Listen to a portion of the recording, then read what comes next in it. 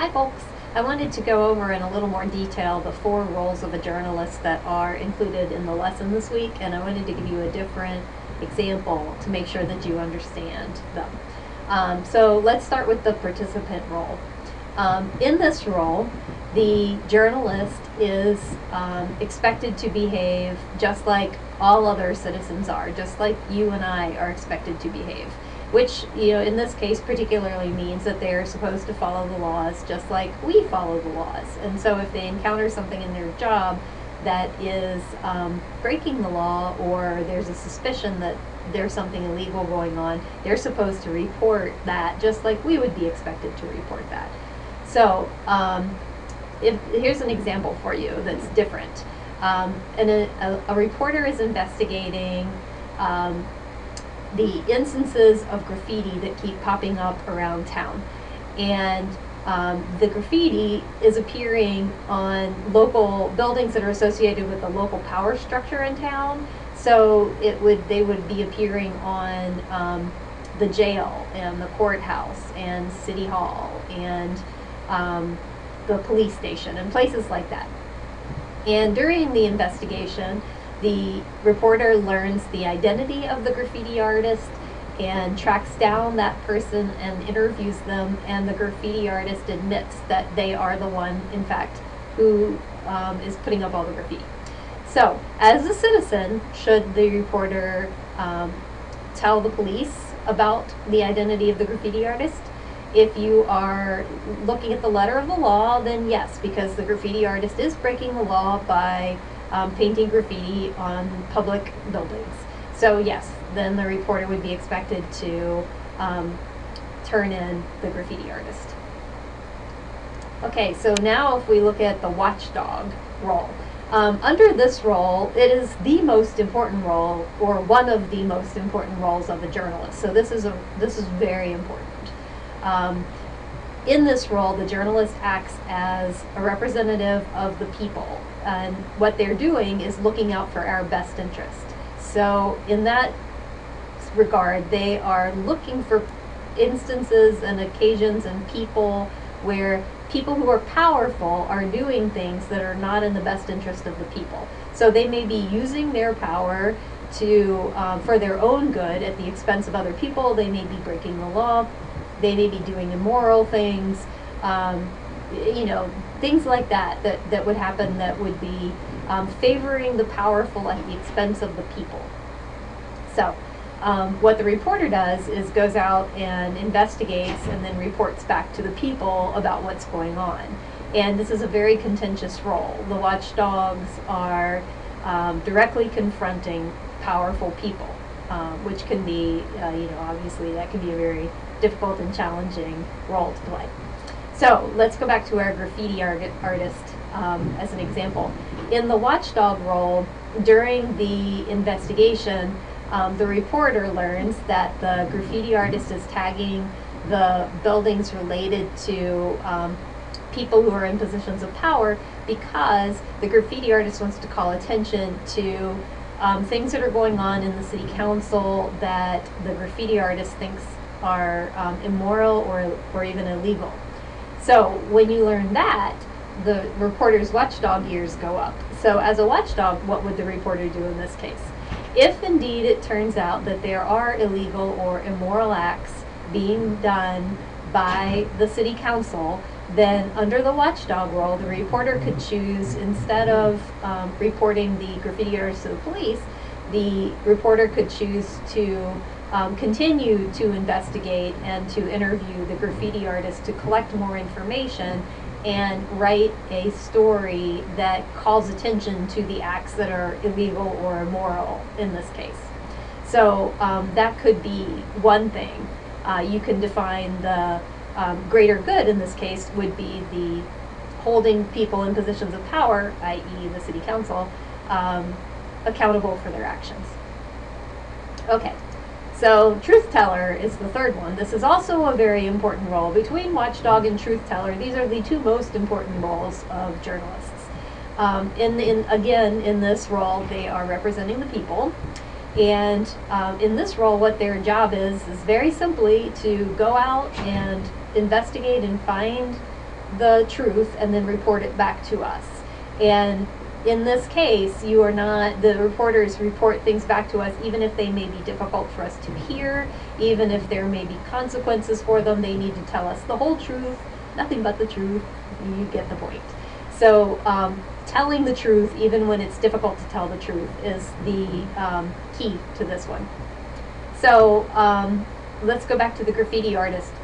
During the ongoing conversations, the graffiti artist tells the reporter that the reason they're upset is the mayor who leads the city council. When he's a newly elected mayor, and when he was the principal at the local high school, he turned a blind eye and overlooked and did not do anything about several instances of sexual assault that were reported to him.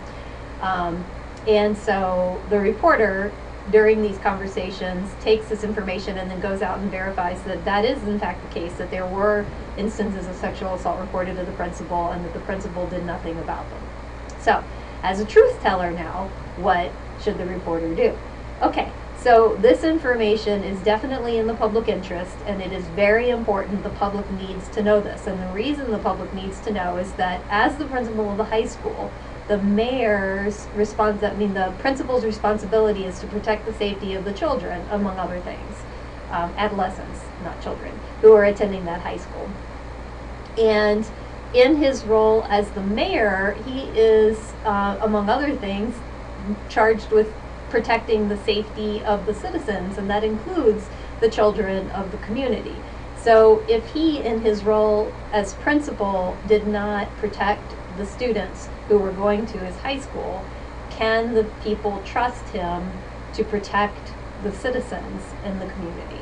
So that is the bottom line question, and it definitely needs to be reported so that it can be thoroughly investigated by the police and actions can be taken if need be. And there are lots of people who could be harmed by this. Obviously, the mayor is going to face some repercussions from this. The mayor's family is going to face repercussions from this.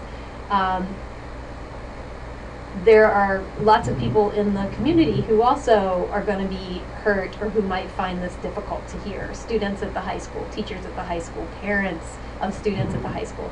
Lots of people who would be hurt by this. So the reporter does need to go out and tell the truth and explain to the people what happens so the people can then figure out what to do.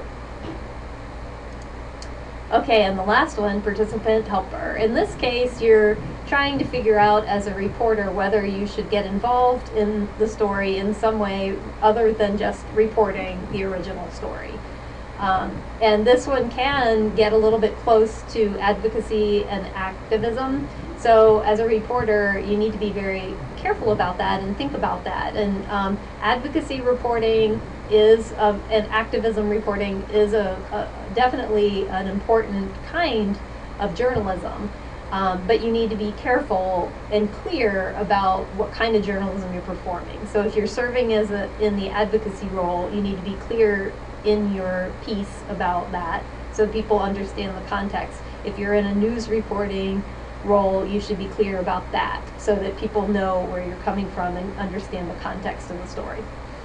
So in this case, obviously a lot of fallout happens from the story after it's published, and some of the things that happen are the mayor gets fired. Some of the victims who were assaulted at the high school get named in social media, so their names are out there in the public now. And some charges are starting to be brought up against other high school students who were involved. As a participant helper, what should you do? Okay, so in this case, there are some things that you can do. There's plenty of things that you can do. Some of them are publishing stories about local organizations that support victims of sexual violence. So local counseling centers and women's rights issues, and various organizations that support the health and well-being of sexual assault victims. I'm assuming that they're women in this case, but of course, whoever it is, making sure that the public knows how they can get assistance.